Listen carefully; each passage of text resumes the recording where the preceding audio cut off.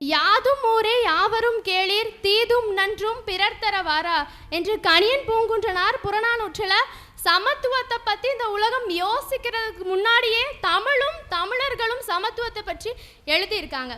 அப்படிப்பட்ட இந்த தமிழ் என்பது ஒரு மொழி மாத்திரம் அல்ல, தமிழ் என்பது ஒரு புரிதல், தமிழ் என்பது ஒரு ஒழுக்கம். இப்படிப்பட்ட தமிழை இன்றைய மாணவர்களுக்கு கற்பிப்பது அப்படிங்கிறது ஒரு சாதாரணமான விஷயமே கிடையாது. இதை மிக சிறப்பாக செஞ்சுட்டு இருக்கிறவர் தான் சதகத்துல்லா அப்பா கல்லூரியினுடைய தமிழ் துறை தலைவரான திரு சௌந்தர மகாதேவன் சார் அவர்கள். இவர் ஒரு பேராசிரியர் மாத்திரம் அல்ல, ஒரு எழுத்தாளர், பேச்சாளர், கவிஞர், நூலாசிரியர் என்று இவர் தமிழுக்கு தொடர்ந்து பல தொண்டுகளை ஆற்றி வருகிறார். இவரை சிறப்புரையாற்ற அழைக்கிறேன்.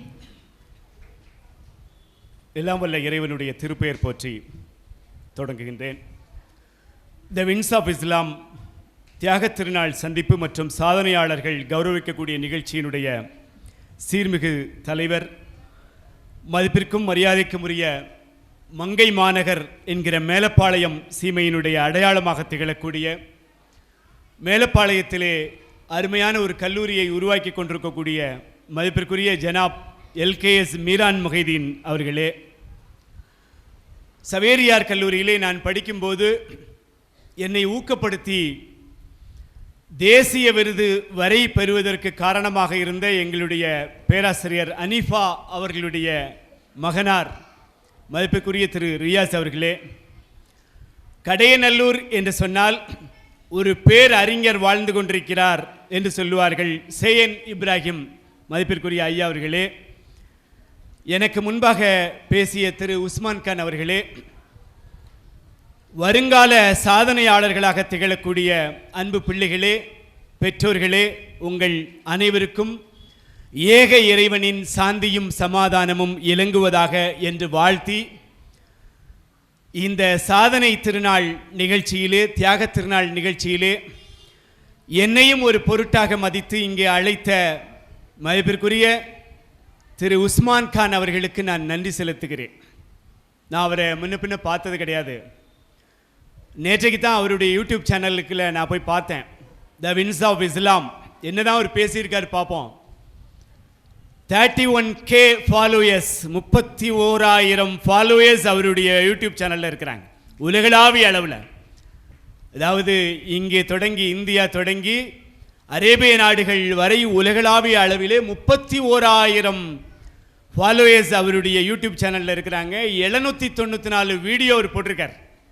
என்னதான் போட்டிருக்காரு அப்படின்னு சொல்லி உள்ளே சென்று பார்த்தால், இப்போ பேசிக்கொண்டிருந்த சகோதரிகள் வேறு உருவம் கொண்டு டிஎன்பிஎஸ்சி குரூப் 4 எப்படி தயாரிக்கலாம், ஐஐடி ஜேஇனா என்ன, பிபிஏ படித்தா என்னென்ன வேலை கிடைக்கும், ஜியாலஜி அப்படிங்கிற படிப்பு எப்படிப்பட்டது, +2க்கு பின்பாக என்னெல்லாம் செய்யலாம் என்று இந்த மாணவ கண்மிகளுக்கு பயன் மிகுந்த வீடியோக்களை இந்த வின்ஸ் ஆஃப் இஸ்லாம் என்கிற யூடியூப் சேனல் தந்து கொண்டிருக்கிறது.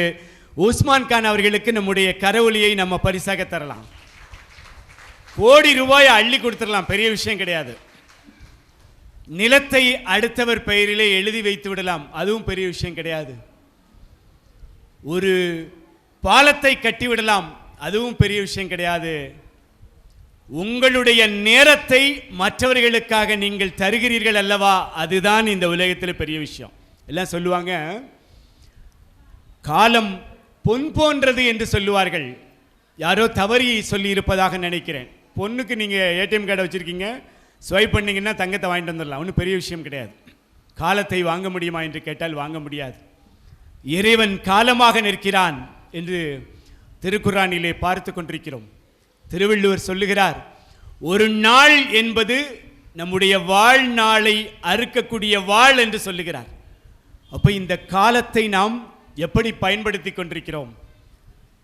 உஸ்மான் கான் இன்னைக்கு காலையில் பேசும்போது சொன்னார், மகா தமிழ் என்கிற உங்களுடைய யூடியூப் சேனலில் எங்களுடைய பிள்ளைகள் தொடர்ந்து பார்த்து கொண்டிருக்கிறார்கள். அதில் நீங்கள் இந்த பெற்றோர்களுக்கு ஒரு யூடியூப் போட்டிருந்தீங்களாமே, 10 பருவத்து பிள்ளைகளை எவ்வாறு பக்குவப்படுத்துவது அப்படின்னு சொல்லி தந்தியில் நான் தொடர்ந்து ஒரு 20 கட்டுரைகள் எழுதி கொண்டிருந்தேன். 4வது பக்கத்தில் தினமலர் என் பார்வையில் ஒரு 96 கட்டுரைகள் இதுவரை எழுதியிருக்கிறேன்.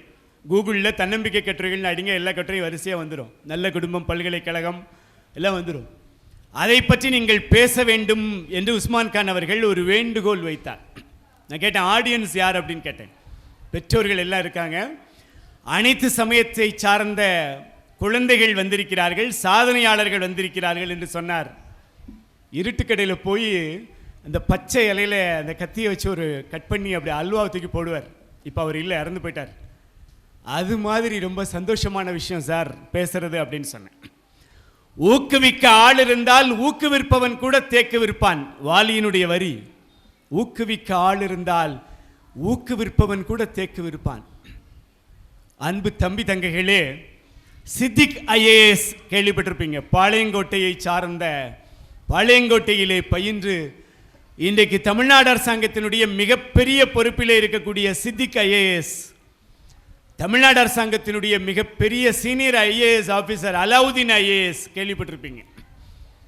பர்கெட்மா நகருக்கு பக்கத்தில் சந்தப்பேட்டை என்கிற ஊரிலே பிறந்த சாதிக் அவர்கள், டாக்டர் சாதிக், மெட்ராஸ் யூனிவர்சிட்டியினுடைய வைஸ் சான்சலராக, துணைவேந்தராக மாறிய சாதிக் அவர்கள், இவர்களுடைய வாழ்க்கை வரலாறுகளை எல்லாம் நான் படிக்கும்போது அல்லது அவர்களோடு பேசும்போது எனக்கு அவர்கள் தந்த ஒரு செய்தி என்னவென்று சொன்னால், இந்த பிள்ளைகளுக்கு கண்கள் இருக்கிறது, ஆனால் கண்ணோட்டம் இல்லை. அதான் பிரச்சனை. கண்கள் இருக்குது. இப்போ நான் எல்லோரையும் பார்த்து கொண்டே இருந்தேன். ஒவ்வொருத்தர் பேசுகிறத நீங்கள் எப்படி ரசித்து கொண்டிருந்தீர்கள். அப்படி எப்படி ரியாஸ் சாருடைய ரசிகன்னா, இன்ஸ்டாகிராமில் போனீங்கன்னா லட்சக்கணக்கான ஃபாலோவர்ஸ் ரியாஸ் சாருக்கு உண்டு. நிறைய பேர் நீங்கள் பார்த்துருப்பீங்க. கோட்டு போடாமல் சாதாரணமாக வந்திருக்கார் சார். கோட்டு சூட்லாம் போட்டு பென்ஸ் காருக்குள்ளே இருந்து கொண்டு அவர் பேசக்கூடிய, அதுவும் பார்த்தீங்கன்னா 30 செகண்டில் ஒரு விஷயத்தை சொல்லுவார். நான் அதை ரசிப்பேன். நாங்கள் ஒரு விஷயத்தை சொல்லுவதற்கு 1 மணி நேரம் ஆகும். அடுத்து பெல் அடிக்க வரைக்கும் பேசுவோம். முதல் பெல் ஆரம்பித்து அடுத்த பெல் வரைக்கும். அவங்க 30 செகண்டு. காரணம் என்ன அப்படின்னு கேட்டிங்கன்னா, அவர்கள் தினந்தோறும் ஆயிரக்கணக்கான தொழில் முனைவோரோடு அவர்கள் பயணித்து கொண்டே இருக்கிறார்கள். தி 100 என்கிற ஒரு புத்தகம், மைக்கேல் ஹார்ட் என்று சொல்லப்படுகிற ஒரு யூதர் அவருடைய காலகட்டத்துக்கு முன்பாக வாழ்ந்த லட்சக்கணக்கான மனிதர்களிலிருந்து 100 பேரை தெரிவு செய்கிறார். தமிழில் அந்த புத்தகத்தை மனவை முஸ்தபா அவர்கள் மொழிபெயர்த்திருக்கிறார், யுனெஸ்கோ குரியருடைய ஆசிரியர். அந்த புத்தகத்தினுடைய தலைப்பு தி 100. அந்த புத்தகத்தில் விஞ்ஞானிகள் உண்டு, மெஞ்ஞானிகள் உண்டு, பெரிய பெரிய தலைவர்கள் எல்லாம் உண்டு. அந்த 100 பேரில் முதல் மனிதர் யார் அப்படிங்கிற ஒரு ஆர்வத்தோடு நான் அந்த புத்தகத்தை எடுத்து புரட்டி பார்த்தேன். சதகத்துல்லா அப்பா கல்லூரி நூலகத்தில் 10 புத்தகம் வாங்கி வச்சிருக்கோம். அதில் முதல் மனிதர் யார் என்று கேட்டால் நபிகள் நாயகம் ஸல்லல்லாஹு அலைஹி வஸல்லம் அவர்கள், நபிகள் பெருமானார் அவர்கள். உம்மி நபியாக, எழுத படிக்க தெரியாத ஒரு நபியாக பிறந்து இறைவனுடைய பேர் அருள் காரணமாக உலகத்தினுடைய இறுதி தூதுவராக, இறைவனுடைய இறுதி தூதுவராக மாறி இஸ்லாம் என்கிற அந்த மார்க்கத்தை உலகம் முழுக்க கொண்டு சென்ற நபிகள் பெருமானார் தான் ஜூஸ், அதாவது ஒரு யூதருடைய புத்தகத்தில் 100 பேரில் முதல் மனிதராக மதிக்கப்படக்கூடிய மனிதர். சரி, 100வது மனிதர் யார் என்று நான் படித்து பார்க்கும்போது இந்த 100வது மனிதர் யாருன்னு கேட்டிங்கன்னா, வர்த்தமான மகாவீரர், நன்னம்பிக்கை, நன்னடத்தை, நற்செயல் என்று சொல்லப்படுகிற திரிரத்னங்கள் என்கிற 3 செய்தியை இந்த உலகத்திற்கு தந்த வர்த்தமான மகாவீரர் 100வது மனிதர்.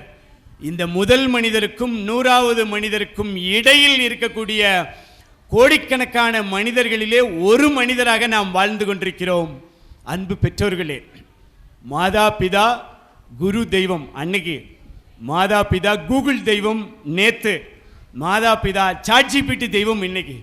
நீங்கள் எதுவுமே பையங்களுக்கு கற்றுக் கொடுக்க வேண்டிய அவசியமே இல்லை சார். 50 காப்பியம் நீங்கள் 10 பாட்டு சொல்லுவீங்க, நாங்கள் குத்துப்பாட்டு சொல்லுவோம் சார்மா. நமக்கு 10 பாட்டு தெரியுமா, அவனுக்கு குத்துப்பாட்டு தெரியும். எதுவுமே இன்றைக்கி ஆசிரியருடைய துணையே இல்லாமல் சாட்ஜிபிட்டியில் வாட் இஸ் 10 பாட்டுன்னு போட்டா ஒரு ஆசிரியர் சொல்லுவதை விட தகவல்களை அந்த ChatGPT தரும். வெறும் தகவல்களை தருதல் மட்டுமா கல்வி? இல்லை. என்னுடைய வகுப்பு தோழர் விஜய் ஆண்டனி அவர்கள் இசையமைப்பாளர், நான் ஒரு சவேரியார் கல்லூரியில் ஒன்றாக படித்தோம். பிபிஏ அங்கே கொண்டு சேர்த்திருக்கேன்னு சொன்னார். 1992 95 வரை பாளையங்கோட்டையிலே வாழ்ந்தவர், இப்போது சென்னையிலே கொடி பறந்து கொண்டிருக்கக்கூடிய விஜய் ஆண்டனி அவர்கள். படிப்பில் பார்த்தீங்கன்னா ரொம்ப ஸ்மார்ட். அவர் பிசிக்ஸ், நான் கெமிஸ்ட்ரி, அவர் இயற்பியல், நான் வேதியியல். எல்லா பாடமும் தேர்ச்சி பெறவில்லை. ஃபாதர் இன்னாசி முத்து, இன்னும் ஃபாதர் அங்கே இருக்கிறாங்க, 84 வயது. உலகத்தினுடைய மிகப்பெரிய சயின்டிஸ்ட் யார் அப்படின்னு கேட்டிங்கன்னா ரெவரண்ட் ஃபாதர் இன்னாசி முத்து. அவர்களுடைய அன்பு பிள்ளைகள் நானும் விஜய் ஆண்டனியும். அப்போ ஃபாதர் என்ன செய்வாங்கன்னு கேட்டிங்கன்னா எங்களை தட்டி கொடுப்பார்கள். அப்போ அவங்க பிரின்சிபலாக இருந்தாங்க, முதல்வராக இருந்தார்கள். எழுது ராஜா எழுது ராஜா என்று சொல்லி 2ஆம் ஆண்டு நான் படித்து கொண்டிருக்கும் போது பாரத பிரதமருடைய சத்பவனா விருதை டெல்லியில் போய் வாங்குவதற்கு காரணம் யாருன்னு கேட்டிங்கன்னா ரெவரண்ட் ஃபாதர் இன்னாசி முத்து தான். எத்தனை அற்புதமான மனிதர்கள் நம்மை சுற்றி வாழ்ந்து கொண்டிருக்கிறார்கள். அதே மாதிரியான ஒரு நல்ல மனிதர், இன்னும் நெல்லையினுடைய அடையாளமாக திகழக்கூடிய ஹாஜி ஃபதுஹுர் ரப்பானி அவர்கள், எங்களுடைய கல்லூரியினுடைய தாளாளர் அவர்கள். என்சைக்ளோபீடியா என்று சொல்லுவோம். எதை பற்றி வேண்டுமானாலும் அவர்களிடம் நீங்கள் பேசலாம். ஆதி முதல் அந்தம் வரை அவர்கள் பேசுவார்கள். இவர்கள் எல்லாம் நம்முடைய மண்ணுக்கு தந்த ஒரு மிகப்பெரிய கொடைகளாக இருந்து கொண்டிருக்கிறார்கள். இவர்களைப் போல உங்களுடைய பிள்ளைகளை நீங்கள் மாற்ற வேண்டும் என்று சொன்னால் தான் சொன்னேன், எல்லோருக்கும் கண்கள் இருக்கிறது, ஒரு சிலருக்குத்தான் கண்ணோட்டம் இருக்கிறது. கண்ணோட்டத்துக்கும் கண்களுடைய பார்வைக்கும் என்ன சம்பந்தம் என்று கேட்டால், இஸ்ரேலுக்கும் இன்றைக்கு ஈரானுக்கும் நடந்து கொண்டிருக்கக்கூடிய அந்த பிரச்சனையினுடைய ஆர்ஜின் என்ன என்று நீங்கள் புரிந்து கொள்ள வேண்டும் என்றால், வெறும் கண்கள் இருந்து உங்களுக்கு பயனில்லை, கண்ணோட்டம் இருக்க வேண்டும். என்ன பிரச்சனை? காசா என்கிற பகுதி என்ன? யாஷர் அரஃபத்னா யாரு? பாலஸ்தீன விடுதலை இயக்கம் என்றால் என்ன? இஸ்ரேலினுடைய செயல்பாடுகள் எப்படி இருக்கிறது என்று நம்முடைய பிள்ளைகளுக்கு வேறுபட்ட முறையிலே ஒரு கண்ணோட்டத்தை கற்றுத்தர வேண்டும் என்றால் அது ஆசிரியர்களால் மட்டும்தான் முடியும். அதாவது ஏணி, தோணி, அண்ணாவி, நார்த்தங்கா, இந்த 4மே அடுத்தவர்களுக்காக இருக்கக்கூடியது. ஏணி எல்லோரையும் ஏற்றிவிட்டு அதே இடத்துல நிற்கும். தோணி இந்த இடத்திலிருந்து அந்த கரைக்கு கொண்டு சேர்த்து விட்டு அது தண்ணீரில் மிதந்து கொண்டிருக்கும். அண்ணாவிங்கன்னா யாருன்னு கேட்டிங்கன்னா ஆசிரியர். எனக்கு பாடம் சொல்லிக் கொடுத்த ஆசிரியர் போர்ஜியோ சார் 6ஆம் கிளாஸ்லேயே இருந்துட்டு இருப்பார். நான் 7, 8, 9, 10, 12 என்று வந்து கல்லூரிக்கு வந்து இன்றைக்கு கல்லூரியிலே நான் பணியாற்றி 29வது ஆண்டை நான் தொடுகிறேன். அப்போ 3வது யார்? அண்ணாவி. 4வது நார்த்தங்கா. சில வீடுகளில் பிரியாணியோ குஸ்காவோ தர்றாங்கன்னு சொல்லிட்டு, கல்யாணம்னு சொல்லிட்டு அளவுக்கு அதிகமாக சாப்பிட்டுட்டு ஒரு மலைப்பாம்பு ஒரு ஆட்டுக்குட்டியை முழுங்கினா எப்படி இருக்கும் அது மாதிரியாக அப்படியே சுற்றிட்டு வருவோம். அந்த நேரத்தில் பார்த்தீங்கன்னா ஸ்பைட் எடுத்து குடிப்போம், எல்லாம் பண்ணுவோம். வேறு ஒன்றுமே இல்லை. நார்த்தங்காய் ஒரு துண்டு இருந்தால் போதும். நார்த்தங்காயை சாப்பிட்டால் நீங்கள் எந்த சாப்பாடை சாப்பிடுகிறீர்களோ அந்த சாப்பாட்டை செரிமானம் செய்ய வைத்து கடைசியாக நார்த்தங்காய் செரிமானம் செய்ய வைக்கும். அப்போ இந்த அடிப்படையில் மாதா பிதா கூகுள் தெய்வம் என்று நான் சொன்னேனே, ஈன்று புறந்தறுதல் எண்தலை கடனே, சான்றோனாக்குதல் தந்தைக்கு கடனே. தாயின் காலடியில் சொர்க்கம் இருக்கிறது என்று நபிகள் நாயகம் சொன்னார்கள். எல்லா இடங்களிலும் இறைவன் தான் இருக்க முடியாது என்பதற்காக தன்னுடைய பிரதிநிதியாக தாயை அனுப்பி வைத்திருக்கிறான். எந்த குழந்தையும் நல்ல குழந்தை தான் மண்ணில் பிறக்கையிலே நல்லவனாவதும் தீயவனாவதும் அன்னை வளர்ப்பினிலே. அதான் சொல்லுவோம், 5 வயசு வரைக்கும் ஒரு தாய் அந்த குழந்தையை சரியாக வளர்த்து விட்டாள் என்று சொன்னால் அந்த குழந்தை 100 வயது வரை ஒழுக்கம் தவறாமல் இருக்கும். சேன் இப்ராஹிம் அவர்கள் மிக அருமையாக சொன்னார்கள், ஒழுக்கம் விழுப்பம் தரலாம், ஒழுக்கம் உயிரினும் ஓம்பப்படும். என்னுடைய 15வது புத்தகம் நேற்று தான் வெளியாகி இருக்கிறது. தலைப்பு மதிப்பு கல்வி. இன்னைக்கு எதை பற்றி நாம் பேச வேண்டும் என்று சொன்னால், இன்றைக்கு அறிவியலை பற்றி பேசுவதை விட இன்றைக்கு வேல்யூஸை பற்றி இன்றைக்கி பிள்ளைங்களுக்கு கற்றுக் கொடுக்க வேண்டிய நிலை. ரியாஸ் அவர்கள் அருமையாக சொன்னார்கள் எப்படி பேசணும். எங்களுடைய பேராசிரியர் நரசிம்மன் அவர்கள் எங்களுக்கு கற்றுத்தந்தார்கள். உங்களுடைய முதல் வாக்கியம் எப்படி இருக்கணும். அடையாளம் தெரியாத முதலாக சந்திக்கக்கூடிய ஒருத்தர்கிட்ட நீங்கள் பேச ஆரம்பிக்கிறீங்க, எப்படி ஆரம்பிக்கணும். அவர் சொன்னார் இல்லையா, அந்த கம்யூனிகேஷன் ஸ்கில் அப்படிங்கிறது என்னன்னு கேட்டிங்கன்னா தனி மனித உறவுகளை பேணக்கூடியது. நேற்றைக்கு என்னோடு பிறந்தவர்கள் நாங்கள் 4 பேர், 3 சகோதரிகள். அந்த 3 சகோதரிகள் நான் ஒன்று 4 பேருக்கும் சேர்த்து எங்கள் அப்பா என்ன செய்வாங்கன்னா கண்ணன் ஸ்வீட்லேருந்து 100 மிச்சர் வாங்கிட்டு வருவாங்க. அந்த 100 மிச்சரில் 4 குழந்தைகளுக்கும் தந்துவிட்டு தன்னுடைய தாய்க்கும் அவர் தந்துவிட்டு மிச்சம் கூட இருக்கும். இன்னைக்கு நம்முடைய வீட்டில் ஒரே ஒரு குழந்தை தான் இருக்குது. அடிபிடி சண்டை நடந்து கொண்டிருக்கிறது. என்ன காரணம்? விட்டு கொடுத்தல் என்பதை நம்முடைய குழந்தைகளுக்கு நாம் கற்றுத்தரவில்லை. எது நினைத்தாலும் எனக்கு இப்பவுமே வேணும், எனக்கு இப்போ வேணும், எனக்கு அது தேவையே கிடையாது.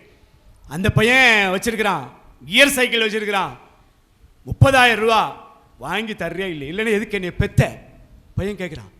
சர்வசாதாரணமாக பெற்றோர்களை பார்த்து இந்த குழந்தைகள் பேசக்கூடிய இந்த சொற்றொடர்கள் எல்லாம் நாம் நம்முடைய பெற்றோர்களை பார்த்து பேசியிருப்போமான்னு கேட்டிங்கன்னா கிடையவே கிடையாது. அப்போ எப்படி இவர்கள் இவ்வளவு சாதாரணமாக பேசுகிறாங்க? இந்த தைரியம் எங்கிருந்து வந்தது? வேற ஒன்றும் இல்லை. நான் அடிக்கடி சொல்லுவேன், வழிகாட்டிகளை விட வாழ்ந்து காட்டிகள் உன்னதமானவர்கள்னு சொல்லுவேன். வழிகாட்டுறது ரொம்ப சாதாரணம்.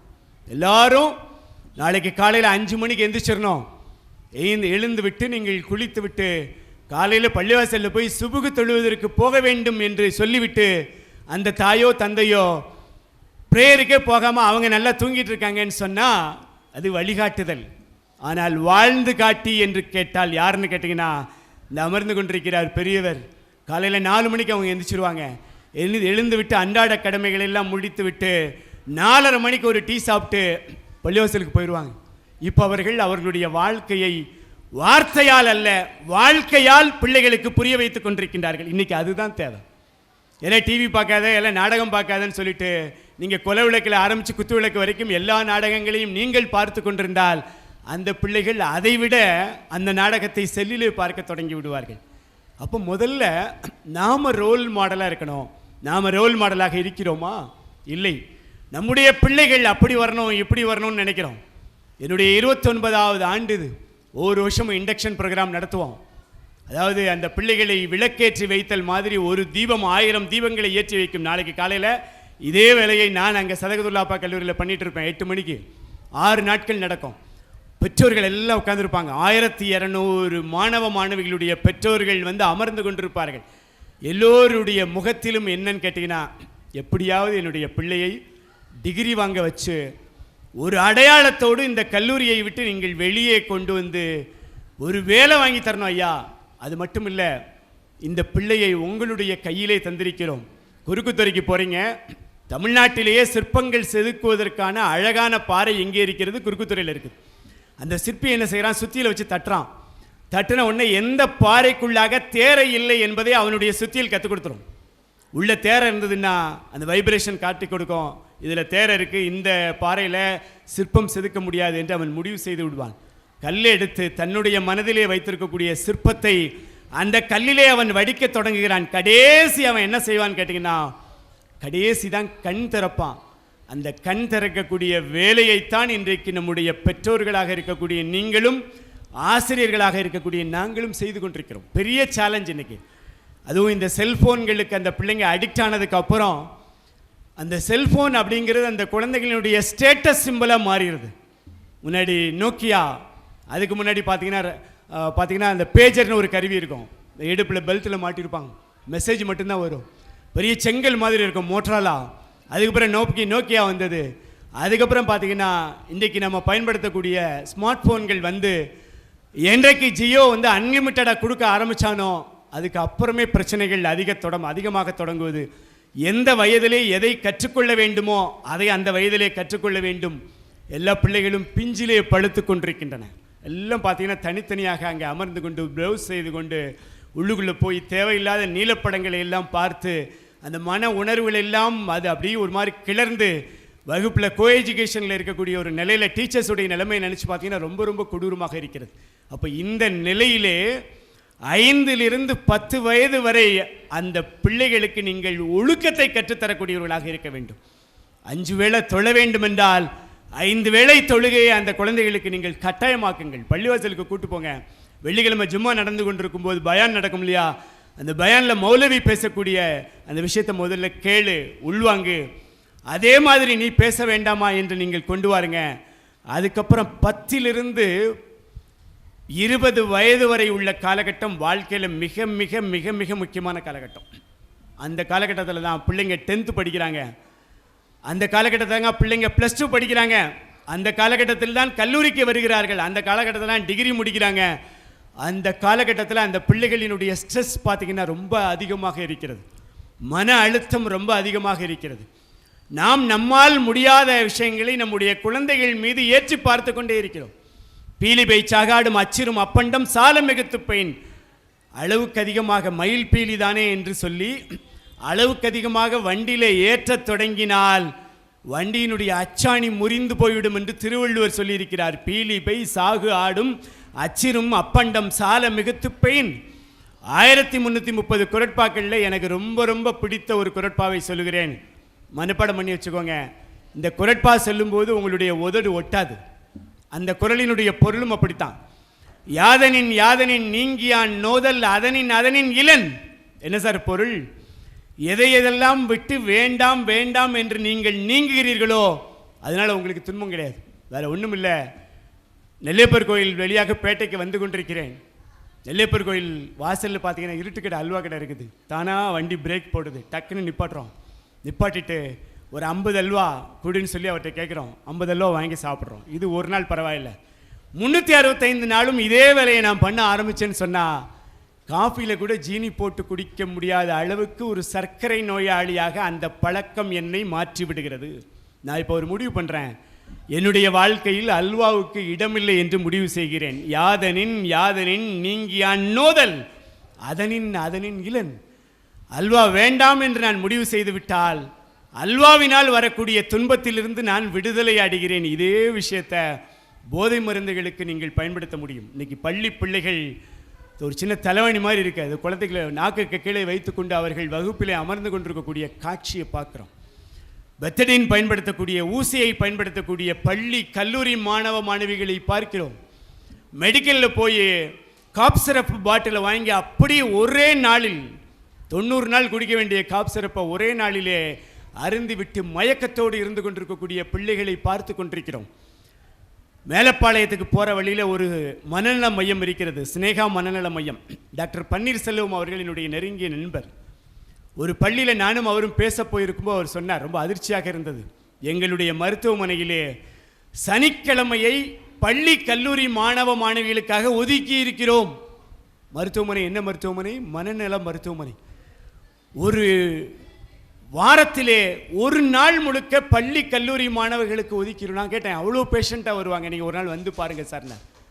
என்ன பிரச்சனை என்று கேட்டால், போதை மருந்துகளுக்கு இலக்காகி இருக்கக்கூடிய பிள்ளைகள் ஸ்ட்ரெஸ்ஸை உண்டாக்கிடுறீங்க. நீட்டு படித்து ஆகணும், வர வழியே கிடையாது, ஒன்று ரிப்பீட் கோர்ஸ் போடுறேன் அதிலே படி என்று கொண்டு போய் நாமக்கல்லையோ அல்லது வேற எங்கேயோ கொண்டு போய் சேர்த்து அந்த பிள்ளைங்களை பெரம்ப வச்சு அடித்து ரப்பர் டியூப் வச்சு அடித்து நொறுக்கி நீ டாக்டராக இல்லை என்றால் நீ செத்துப்போ என்று சொல்லக்கூடிய அளவுக்கு பெற்றோர்கள் போகும்போது அந்த பிள்ளைங்க என்ன ஆகிறாங்கன்னு கேட்டிங்கன்னா, அதிலிருந்து தப்பிப்பதற்கு போதை பழக்கத்தை அவர்கள் ஆட்படுகிறார்கள். பார்க்குறோம். நான் சொல்லுவது பொய் கிடையாது, நீங்கள் உண்மையா பொய்யா என்று அங்கே போய் பாருங்கள். அப்போ இந்த இடத்திலே யார் தவறு செய்கிறார்கள் என்று கேட்டால், ஐயா அவர்கள் ரொம்ப அருமையாக சொன்னாங்க, சேன் இப்ராஹிம் அவர்கள். எந்த குழந்தைக்கு என்ன ஆற்றல் இருக்கிறது என்பதை அந்த குழந்தையினுடைய 10 வயதிலிருந்து 20 வயது வரை உள்ள செயல்பாடுகள் காட்டிடும். வீட்டில் அப்போ தான் புதுசாக வீடு கட்டியிருப்பீங்க, 40-50 லட்ச ரூபா கொடுத்து வீடு கட்டியிருப்பீங்க. கிரையான் பென்சிலை வச்சு வீடு முழுக்க அந்த குழந்தை படம் வரைந்து செவரில் ஒரு இடம் இல்லாமல் ஆக்குகிறது என்றால் நீங்கள் ஒரு பெரிய ஓவிய கலைஞரை உங்களுடைய வீட்டிலே வளர்த்து கொண்டிருக்கிறீர்கள்னு அர்த்தம். சவேரியார் கல்லூரியில் படிக்கும்போது மியூசிக் போடுறதுக்கு பெரிய இன்ஸ்ட்ருமெண்ட்லாம் கிடையாது. விஜய் ஆண்டனிக்கு இந்த வாளி கவுத்தி வச்சுருப்பாங்க குப்பை போடுறதுக்கு. அந்த வாளியை கவுத்தி வைத்துக்கொண்டு அந்த வாளியை வச்சு தட்டி இசையமைத்து பார்த்தீங்கன்னா அவர் ஒரு இசையமைப்பாளராக உருவானார். ஆச்சரியமாக இருக்கும். விளையும் பயிர் முளையிலே தெரியும் என்று சொல்லுவார்களே, 10லிருந்து 20 வயது வரை உங்களுடைய குழந்தையினுடைய போக்கு என்ன என்பதை நீங்கள் பாருங்கள். ஒருவேளை டிராவலராக இருக்கலாம். இப்போ கூட தாய்லாந்தில் இருக்கக்கூடிய அசம்ஷன் பல்கலைக்கழகத்துக்கு நான் போயிட்டு வந்தேன். அங்கே பேசுகிறதுக்கு அழைத்திருந்தார்கள். 30 நாட்டினுடைய குழந்தைகள் அங்கே படித்து கொண்டிருந்தார்கள். நான் அவங்ககிட்ட ஒரு சின்ன இன்டர்வியூ எடுத்தேன் மகா தமிழுக்காக. நான் கேட்டேன், உங்களுடைய நாடு எது? இந்தோனேஷியா. இந்தோனேஷியாவில் இருக்கக்கூடிய நீங்கள் ஏன் தாய்லாந்திலே வந்து அதுவும் இந்த பல்கலைக்கழகத்தில் படிக்கிறீங்கன்னு சொல்லும்போது அவங்க சொன்னாங்க, உலகத்தினுடைய தலை சிறந்த 10 பல்கலைக்கழகங்களிலே இந்த பல்கலைக்கழகம் இருக்கிறது, பட்டியலிடப்பட்டிருக்கிறது. எனவே நாங்கள் தரமான பல்கலைக்கழகத்தில் படிப்பதற்காக எங்களுடைய பெற்றோர்கள் உற்றார்கள் எல்லோரையும் விட்டுவிட்டு இங்கே வந்து படித்து கொண்டிருக்கிறோம் என்று சொன்னபோது அதிர்ச்சியாக இருந்தது. நம்ம திருநெல்வேலி மார்க்கெட்லேருந்து பேட்டைக்கு அனுப்பணும்னா கூட 2 எஸ்காட்டோடு அனுப்பி வைப்போம். என் பிள்ளைக்கு எங்கேயுமே எதுவுமே தெரியாது, எதுவுமே தெரியாது, இந்த உலகத்தில் எதுவுமே தெரியாது என்று கடைசி வரை தெரியாமலே செய்யக்கூடியவர்களாக நாம் பெற்றோர்கள் இருந்து கொண்டிருக்கிறோமே. பிள்ளைகளை விடுங்கள், இங்கிருந்து போட்டோம், ஜங்ஷனுக்கு போட்டோம், டவுனுக்கு போட்டோம், சதகத்துல்லா அப்பா கல்லூரிக்கு தனியாக விடுங்க, மதுரைக்கு போட்டோம், சென்னைக்கு போட்டோம். இப்போ கூட ஹேக்கத்தான் நடந்தது. டெல்லிக்கு போனோம் அப்படின்னா பையன் தாராளமாக போயிட்டு வா என்று சொல்லி அமௌண்ட்டு கொடுத்து அனுப்பிவிட்டேன். இன்ஜினியரிங் காலேஜில் 3rd இயர் படித்து கொண்டிருக்கிறான். டெல்லிக்கு அவனே போயிட்டு அங்கேயும் தனியாக வந்து இன்றைக்கு ஆல் இண்டியா லெவலில் 25வது ரேங்க் அவன் வாங்கி இருக்கிறான் என்று சொன்னால் நாம் விடுறோம். நாம் விட்டோம் அப்படின்னா அந்த குழந்தைகள் பறப்பதற்கு தயாராக இருக்கிறார்கள். பறக்க தயாராக இருந்தால் சிறகுகள் தானே முளைக்கும், நடக்க தயாராக இருந்தால் பாதைகள் தானே திறக்கும். ஆனால் நம்ம விடுறதே கிடையாது. என் பிள்ளைக்கு எதுவும் தெரியாது, நான் பாதுகாப்புன்னு சொல்லி 20 வயது வரை அவர்கள் கையை பிடித்து விட்டு திடீர்னு 21 வயசில் கல்யாணம் பண்ணி நீ உங்கள் புருஷன் வீட்டில் போய் வாழ வேண்டும் என்று சொன்னால் அந்த பிள்ளை என்ன செய்யும்? அல்லது அந்த பையன் ஒரு இடத்துல போய் என்ன வேலைக்கு அவனால் போக முடியும்? அவன் சொன்னார் இல்லையா, ஒரு தொழில் நிறுவனத்தை நடத்தக்கூடிய BNI அவர் பேசுவார். நீங்கள் அவருடைய நிறுவனங்களுக்கு போய் பார்த்தீங்கன்னா அரசனில் போய் ஒரு டீ குடிக்க போகும்போது, நான் ஏறக்குறைய ஒரு 35-40 ஆண்டுகளாக நம்ம பஸ் ஸ்டாண்டில் இருக்கக்கூடிய அரசனுடைய வாடிக்கைதாளர். இப்போ அவங்க எங்கெங்கெல்லாம் கிளைகள் ஆரம்பிக்கிறாங்களோ அவர்களுடைய பணியாளர்களுடைய ட்ரெஸ் கோடு, அவங்க பேசுகிற விதம் எல்லாம் மாறி இருக்கிறது. காரணம் என்னன்னு கேட்டிங்கன்னா அவர் ட்ரைனிங் கொடுத்துக்கிட்டே இருக்கிறார். அப்போ இன்றைக்கு இது மாதிரியான பயிற்சிகளை இன்றைக்கு பெற்றோர்களாக இருக்கக்கூடிய நீங்கள் அந்த குழந்தைகளுக்கு தர வேண்டும். அறிவை விரிவு செய், அகண்டமாக்கு, விசால பார்வையால் விழுங்கு மக்களை மானுட சமுத்திரம் நான் என கூவு என்று சொன்னார்களே. இந்த பேட்டை என்று நான் இந்த இடத்துக்கு வரும்போது கண்ணியத்திற்குரிய காயிதே மில்லத் சாஹிப் அவர்களை பற்றி பேசாமல் சென்றேன் என்றால் நான் நன்றி கெட்டவனாக மாறிப்போய்விடுவேன். அன்பு நண்பர்களே, 1896 1972 இந்த காலகட்டங்களிலே இந்த பேட்டையிலே வாழ்ந்து இன்னைக்கு முகமது இஸ்மாயில் சாஹிப் என்று சொல்ல முடியுமா என்று கேட்டால் சொல்ல முடியாது. கண்ணியத்திற்குரிய காயிதே மில்லத் சாஹிப் என்கிற அந்த மனிதரை பற்றி நாம் பேசுகிறோம் என்று சொன்னால் அவர் ஒரு வாழ்ந்து காட்டியாக இங்கே திகழ்ந்தவர்கள். இந்த மண்ணில் நிறைய பேர் இங்கே வாழ்ந்திருக்கின்றார்கள். அப்போ இந்த அடிப்படையில் அவர் சொன்னார் இல்லையா, அறிந்தோரும் அறியாதவரும் ஒன்றாவார்களா என்று கேட்டாரே. என் இறைவனே, நீ எனக்கு ஞானத்தை அருள் புரிந்து நல்லோர்களுடன் என்னை சேர்ப்பாயாக என்று அல்குரானிலே வல்ல இறைவன் சொல்லியிருக்கிறானே. அவர் சொன்னார், ரொம்ப அழகாக சொன்னார், அறிவு என்பது வேறு, திறன் என்பது வேறுன்னார். வேற ஒன்றும் இல்லை. அறிவு என்பது என்னவென்றால் டைப்ரைட்டிங் கோர்ஸில் போய் எப்படி டைப் அடிப்பது என்று ஒரு புத்தகத்தை வைத்துக்கொண்டு நீங்கள் படித்தீர்கள் என்று சொன்னால் அதுக்கு பேர் அறிவு. அது புத்தகத்தை வச்சு படிக்க முடியாது. மாறாக மெஷின் முன்னால் உட்காந்து ஒரு பேப்பரை வச்சு ஒரு எந்த பேப்பரை பார்த்து நீங்கள் தட்டச்சு பண்ண போகிறீங்களோ அந்த பேப்பரை கண்கள் பார்க்க வேண்டும். கைகள் அப்படி பார்த்தீங்கன்னா அந்த விரல்கள் ஓடிக்கொண்டே இருக்கும். ஓடிக்கொண்டிருக்கக்கூடிய அந்த எழுத்தை உங்களுடைய விரலை நீங்கள் கண்கள் பார்த்தால் தப்பாயிடும். அப்போ அதுக்கு பேர் திறன். சைக்கிள் ஓட்டுவது எப்படி என்று ஒரு புத்தகத்தை படித்து நீங்கள் தெரிந்து கொண்டால் அதுக்கு பேர் அறிவு. சைக்கிளில் ஏற்றி விட்டு உங்கள் அப்பா அப்படி பின்னாடி வந்துகிட்டே இருப்பாங்க. அப்பா வந்துட்டு இருக்காருன்னு நினச்சி நீங்கள் வாட்டுக்கு ஓட்டி போயிட்டுருப்பீங்க. அவர் அரை மணி நேரத்துக்கு பின்னாடி அங்கே நின்றுட்டார். அப்போ திரும்பி பார்த்தீர்கள் என்றால் கீழே விழுந்து விடுவீர்கள். கீழே விழுந்து முட்டியில் பேத்து எச்சியை தொத்து என்ற இடத்துல வச்சு அதை மீண்டும் மீண்டும் சைக்கிள் ஓட்டும் போது கிடைக்குது இல்லையா, அதுக்கு பேர் திறன். இன்றைக்கு தொழில் நிறுவனங்கள் எதை விரும்புகிறது என்று கேட்டால் திறனை விரும்புகிறது. கல்வி நிறுவனங்கள் எதை விரும்புகிறது என்று கேட்டால் அறிவை விரும்புகிறது. இறைவன் எதை விரும்புகிறான் என்று கேட்டால் ஞானத்தை விரும்புகிறான். மௌலானா ஜலாலுதீன் ரூமி மஷ்னவி ஷரீஃப் என்கிற ஒரு புத்தகத்தை எழுதியிருக்கிறார். தமிழிலே மொழிபெயர்க்கப்பட்டிருக்கிறது. அதில் அவர் சொல்லுவார், மரணம் உங்களுடைய காலுக்கு கீழே ஒரு தண்ணீரை போல் பரவி இருக்கிறது என்று சொல்லுவார். ரூமியினுடைய கோட் எனக்கு ரொம்ப பிடிச்ச கோட். ஜலாலுதீன் ரூமி சொல்லக்கூடிய இந்த விஷயம் என்பது ஞானத்தினுடைய அடையாளமாக வெளிச்சமாக இருந்து கொண்டிருக்கிறது. அன்பு நண்பர்களே, எனக்கு ரொம்ப ரொம்ப பிடித்த நிகழ்வாக இந்த நிகழ்வை உஸ்மான் கான் அவர்கள் மாற்றியிருக்கிறார்கள். என்ன காரணம்? இந்த தியாக திருநாளிலே, தியாக திருநாள் என்று சொல்லக்கூடியது இஸ்லாமிய நாள்காட்டியினுடைய 12வது மாதமாக இருக்கக்கூடிய துல்ஹஜ் மாதத்தினுடைய 10வது நாள். அந்த 10வது நாளிலே பெருநாள் தொழுகையை எல்லாம் முடித்துவிட்டு பக்ரா ஈத் என்று சொல்லப்படுகிற கடமையை எல்லாம் முடித்துவிட்டு இப்ராஹிம் நபி அவர்கள் இந்த உலகத்திலே தோன்றி இறைவனுக்காக என்னுடைய மகனையும் பலி கொடுக்க தயார் என்று வாழ்ந்த அந்த நிமிடங்களை நினைத்து பார்க்கக்கூடிய திருநாளாக இந்த தியாக திருநாள் இருந்து கொண்டிருக்கிறது. இந்த தியாக திருநாளிலே உங்களை உருவாக்கிய ஆசிரிய பெருமக்களுக்கு நீங்கள் நன்றி செலுத்துங்கள். சித்திர சோலைகளை உம்மை நன்கு திருத்த இப்பாரினிலே முன்பு எத்தனை தோழர்கள் ரத்தம் செறிந்தனரோ வேரினிலே. 10th நீங்கள் தமிழில் கிளாஸ் ஃபஸ்ட் வாங்கியிருக்கீங்களா, ஸ்கூல் ஃபஸ்ட் வாங்கியிருக்கீங்களா? உங்களுடைய டீச்சர்ஸுக்கு ஒரு நிமிடம் நீங்கள் அவர்களுடைய குடும்பம் நன்றாக இருக்க வேண்டும் என்று அவர்களை நீங்கள் மனதார வாழ்த்துங்கள். அதாவது வேதாந்திரி மகரிஷி சொல்லுவாங்க இல்லையா, வாழ்க வளமுடன் சொல்லுவாங்க. ஒரு நாள் ஆழியாருக்கு எல்லோரையும் அழைக்கிறார்கள். 2 தொட்டி ரோஜா செடிகளை கொண்டு வர வைக்கின்றார்கள். 2 ரோஜா செடிகளிலும் பூத்து குலுங்கி கொண்டிருக்கிறது. ஒருவரை கூப்பிடுறாருங்க, வாங்கன்றாரு. இந்த ரோஜா தொட்டியில் இருக்கக்கூடிய ரோஜாவானது நன்றாக பூத்து குலுங்க வேண்டும் என்று நினைத்து கொண்டு தண்ணீர் விடுங்கள், 1 மாதம் விடணும். இன்னொரு இடத்துல இந்த ரோஜா தொட்டியில் இருக்கக்கூடிய ரோஜா கருக வேண்டும் என்று நினைத்து மனதால் தண்ணீர் விடுங்கள் என்று இன்னொரு தொட்டை கொடுக்குறாரு. 1 மாதம் கழித்து நீங்கள் வாங்கன்னு சொல்லி 2 பேரையும் அனுப்பி விடுகிறார். 1 மாதம் கழித்து அதே ஆழியாருக்கு அந்த 2 பேரும் வருகிறார். ஒருவர் கையிலே இருக்கக்கூடிய ரோஜா தொட்டியிலே ஏற்கனவே இருந்த 3 மலர்களோடு இப்போது 5 மலர்கள் பூத்திருக்கின்றது.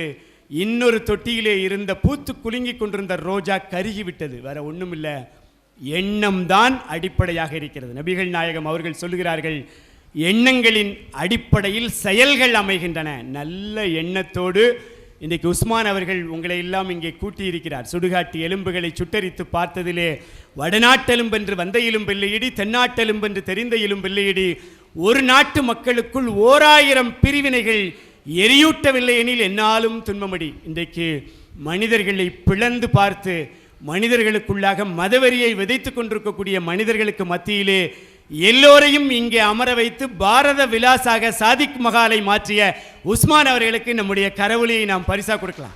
எல்லாரையும் உட்கார வச்சிருக்கார். மகாதேவனும் பேசிக்கொண்டிருக்கிறான், ஜோசப்பும் உட்கார்ந்திருக்காரு, சேன் இப்ராஹிம் வந்திருக்காரு, எல்கேஎஸும் வந்திருக்கிறாரு, எல்லோரும் வந்திருக்கிறார். இந்த மனசுதான் இந்தியாவினுடைய மிக பாரம்பரியம். இந்த இந்தியாவினுடைய இந்த தேசத்தினுடைய மிக பாரம்பரியம் என்பது ஒற்றுமை. ஒற்றுமை எனும் கயிறை உறுதியாக பற்றி பிடித்துக் கொள்ளுங்கள் என்று சொன்னார்களே, அதை பற்றி பிடித்து கொண்டோம் என்று சொன்னால், தியாக தீபங்களுக்கு நன்றி செலுத்தக்கூடிய இந்த நாள் என்று சொன்னால், குழந்தை பிறந்த நிமிடத்திலிருந்து 20 வயது வரை பெற்றோர்கள் தான் முழு பொறுப்பாக இருக்காங்க. ஒரே ஒரு செய்தியை சொல்லி என்னுடைய உரையை முடித்துக் கொள்கிறேன். கோழி முட்டை இருக்கிறது, அந்த கோழி முட்டையை பெட்டை கோழி அடை காக்கிறது. எத்தனை நாள் அடை காக்கும் உங்களுக்கு தெரியும் நினைக்கிறேன். எத்தனை நாள் 20 சரி, அடை காக்கிறது. அந்த குறிப்பிட்ட நாள் வரை உள்ள இருக்கக்கூடிய கோழி குஞ்சுக்கு மேலே இருக்கக்கூடிய ஓடு என்பது தடையா பாதுகாப்பா? வளர்கிற வரை மேலே இருக்கக்கூடிய ஓடு பாதுகாப்பு. வளர்ந்து விட்டால் அது காலம் முழுக்க அதுக்குள்ளே இருக்க முடியுமா? தன்னுடைய சின்ன அலகால் தட்டி பார்த்து கொட்டி பார்த்து நான் வளர்ந்து விட்டேன் என்று அந்த முட்டையை உடைத்து கொண்டு அந்த கோழி குஞ்சு வெளியில் பார்க்கும் இல்லையா, அது மாதிரியான ஒரு நிலையிலே உங்களுடைய பிள்ளைகள் மாற வேண்டும் என்றால் நல்லது கெட்டது எல்லாத்தையும் கற்றுக் கொடுங்க. முதல்ல உங்கள் உறவுகளை கற்றுத்தாருங்கள். இவங்க சச்சா, இவங்க மாமா. இந்த மண்ணில் தான் நீங்கள் பார்க்கலாம், சமய வேறுபாடு இல்லாமல் எல்லோரையும் உறவுகள் சொல்லி அழைக்கக்கூடியவர்களாக நாம் இருந்து கொண்டே இருக்கிறோம். அந்த விஷயத்தை முதல்ல கற்றுக் கொடுங்க. 2வது விஷயம் என்னென்னா, கஷ்டப்படாமல் இந்த உலகத்தில் எதையும் பெறவே முடியாது. அப்படி பெற்றால் அது நிலைக்காது என்று நீங்கள் கற்றுத்தாருங்கள். அந்த விஷயம் அந்த குழந்தையை வாழ்க்கையில் முன்னேற்றி கொண்டு வரும்.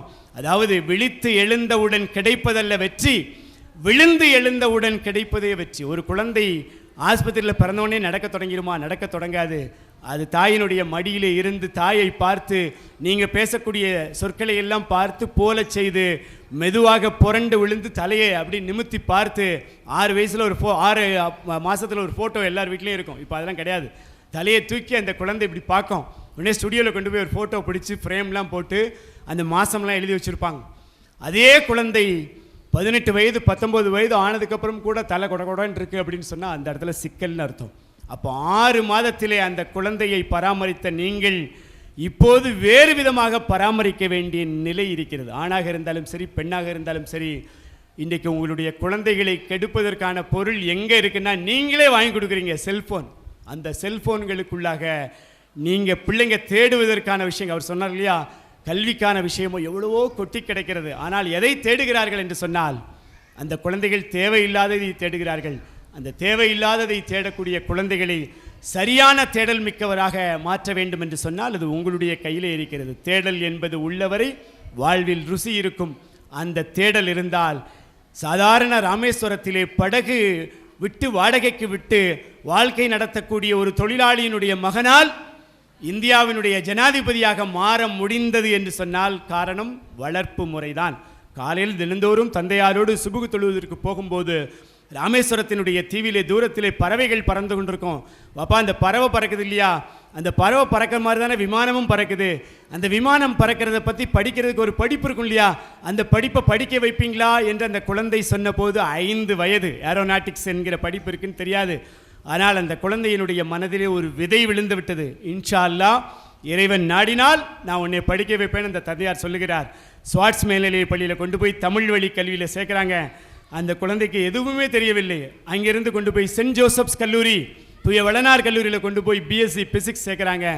அவரோடு ஒன்றாக பயின்றவர் தான் சேவேட்ஸ் கல்லூரியினுடைய இயற்பியல் துறை தலைவராக இருந்த பேராசிரியர் ஸ்டீஃபன் அவர்கள். அவர்களோடு நான் பேசிக்கொண்டிருக்கும்போது அவர் சொன்னார், வகுப்பிலே ரொம்ப துருதுருன்னு இருப்பார், எப்போ பார்த்தாலும் வகுப்பை கவனமாக கவனிக்கக்கூடியவராக கலாம் அவர்கள் என்னுடைய வகுப்பு தோழர் அவர்கள் இருந்தார்கள் என்று சொன்னார்கள். அது முடித்து எம்ஐடியில் போய் அங்கே ஏரோநாட்டிக்ஸ் அவர் படித்து விட்டு டிஆர்டிஓவுக்கு போனார் அப்படின்னு சொன்னால் அவருடைய உயரம் என்பது ஒரு நாளில் உருவாக்கப்பட்டது அல்ல. அவருடைய தாயும் அவருடைய தந்தையும், இன்னும் சொல்லப்போனால் எல்லோருக்கும் ரொட்டி தந்துவிட்டு தாய் தண்ணீரை அருந்தி கொண்டு பசியோடு தூங்கிக் கொண்டிருக்கிறார்கள் என்பதை கலாம் அவர்கள் பார்த்து கொண்டே இருந்தார். அவருடைய அக்னி சிறகுகளில் எழுதுகிறார், என்னுடைய தாயினுடைய வறுமை என்னை வெகுவாக பாதித்தது. கடைசி வரைக்கும் அவர் நான் வெஜிடேரியன் சாப்பிடவே இல்லை. காரணம் என்னன்னு கேட்டிங்கன்னா, என்னுடைய குடும்ப சூழ்நிலையில் என்வி சாப்பிட்றதுக்கு எனக்கு பணம் இல்லை என்று அவர் சொல்லுகிறார். உயிருக்கு போராடி கொண்டிருக்கிறார் தந்தையார். கலாம் அவர்கள் 3ஆம் ஆண்டு மாணவராக எம்ஐடியில் படித்து கொண்டிருக்கிறார். டெலிகிராம் வருகிறது, ஊருக்கு போகிறதுக்கு ரூபா இல்லை. 2ஆம் ஆண்டிலே அந்த கல்லூரியிலே முதல் இடத்தில் வந்ததற்காக ஒரு பெரிய புத்தகத்தை அவருக்கு பரிசாக கொடுத்துருக்குறாங்க. அந்த புத்தகத்தை கொண்டு போய் மூர் மார்க்கெட்டில் கொண்டு போய் விற்கிறதுக்கு கொண்டு போய் கொடுக்குறார் கலாம். அந்த விற்கக்கூடிய பழைய பேப்பர்காரன் கேட்குறான், தம்பி உன் பேர் என்ன? அப்துல் கலாம். இந்த புத்தகத்தை பரிசு வாங்கின புத்தகமாச்சு, எதுக்கு விற்கிற? என்னுடைய தந்தை உயிருக்கு போராடி கொண்டிருக்கிறார், ஊருக்கு போகிறதுக்கு ரூபாய் இல்லை. அப்படியா என்று சொல்லி 13 ரூபாயை தந்துவிட்டு நீ போய் உங்களுடைய தந்தையாரை பார்த்துவிட்டு மீண்டு வந்து இந்த புத்தகத்தை பெற்றுக்கொள் என்று சொன்னதாக கலாம் அவர்கள் சொல்லுகிறார்கள். என்று சொன்னால் வறுமையை பிள்ளைகளுக்கு நீங்கள் புரிய வையுங்கள். வீட்டினுடைய நிலைமை இப்படி தான்ப்பா, செயினை அடகு வச்சு தான் உனக்கு ஃபீஸ் கட்டியிருக்கேன்னு சொல்லுங்கள், தப்பே கிடையாது. அதுக்காக நம்ம டாட்டா பிர்லா பரம்பரைலாம் கிடையாது. ரொம்ப கஷ்டப்பட்டு தான் அம்மாவும் அப்பாவும் பீடி சுற்றி தான் உழைக்கிறோம். மேலே கட்டடத்தில் 2வது மாடியில் போய் இங்கிருந்து செங்கலையெல்லாம் கொண்டு போய் தான் அப்பா ஒரு நாளைக்கு 600 ரூபா சம்பளம் வாங்கிட்டு வர்றேன் என்று நீங்கள் அந்த குழந்தைக்கு நீங்கள் கற்றுத்தந்தீர்கள் என்றால் செலவு செய்யும்போது அந்த குழந்தை இதயத்தோடு செலவு செய்யும். அது வறுமையில் நாம் இருக்கிறோம் என்று சொல்லிக் கொள்வதில் ஒன்றுமே தப்பு கிடையாது. உலகத்தினுடைய எல்லா பேருமே வறுமையை உணர்த்தித்தான் வாழ்ந்திருக்கிறார்கள். அதனால் உங்களை சந்திப்பதற்கு ஒரு நல்ல வாய்ப்பை வழங்கிய உஸ்மான் அவர்களுக்கு நன்றி தெரிவித்து, நாம் எல்லோரும் இந்தியா என்கிற இந்த தேசத்தினுடைய சகோதர சகோதரிகளாக ஒற்றுமையோடு இருப்பதற்கு காரணம் என்னவென்று கேட்டால் நம்மிடம் இருக்கக்கூடிய இந்த உறவுதான். அதை யார் நினைத்தாலும் குலைக்க முடியாது என்று சொல்லி தியாக திருநாள் வாழ்த்துக்களை உங்களுக்கு தந்து, சாதனை படைத்து கொண்டிருக்கக்கூடிய பிள்ளைகளுக்கு உங்கள் விருப்பம் எதுவாக இருந்தாலும் அந்த விருப்பத்தை எல்லாம் வல்ல இறைவன் நிறைவேற்றுவான். அது ஐஐடியாக இருந்தாலும் சரி, நீட்டாக இருந்தாலும் சரி, எதுவாக இருந்தாலும் சரி, நிச்சயமாக முடியும் என்றால் முடியும் அப்படிங்கிற எண்ணத்தோடு நீங்கள் உழைக்க வேண்டும் என்று சொல்லி வாழ்த்துக்களை தந்து விடைபெறுகிறேன். நன்றி, வணக்கம்.